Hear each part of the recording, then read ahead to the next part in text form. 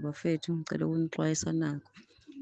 Ngabo-1 emini kunemoto eqhamuke shuthi yehlisa umuntu la mawudlula emaromeni.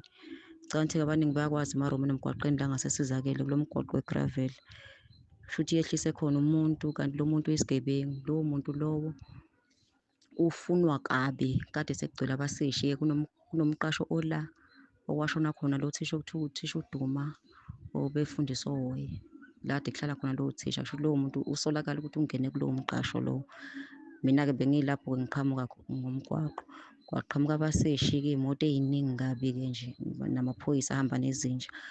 Base basinikeza lesi sithombe lesi, kwathiwa sisithumelele wonke umuntu esinenamba yakhe, sixwayise ngalo muntu ukuthi isigebengu esibi, uyafunwa kakhulu lo muntu. La maphoyisa bengawona awala, ngoba azaletha isikhalazo nje sokuthi amaphoyisa la awanaki, awalekeleli ngalutho, yize bababona bagcwele umgwaqo, kodwa nokuthi ababuze ukuthi kwenzakalani awayexanga lutho. Kanti lo muntu unobungozi kabi kabi, bathi ubulala kwasani.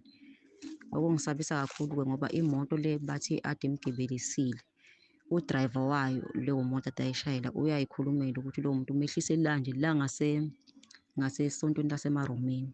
Naye uthi akazi ukuthi ube seyaphi, akanakanga, kodwa nje umehlisile waqhubeka nokuhamba ngemoto.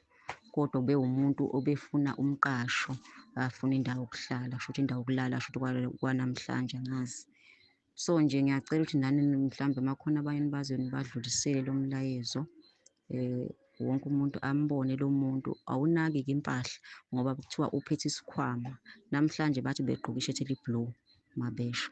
Lesi isithombe esinye kushuthi begqoke okunye la khathi bamshutha. Namhlanje bathi ufake ishethi eli-blue.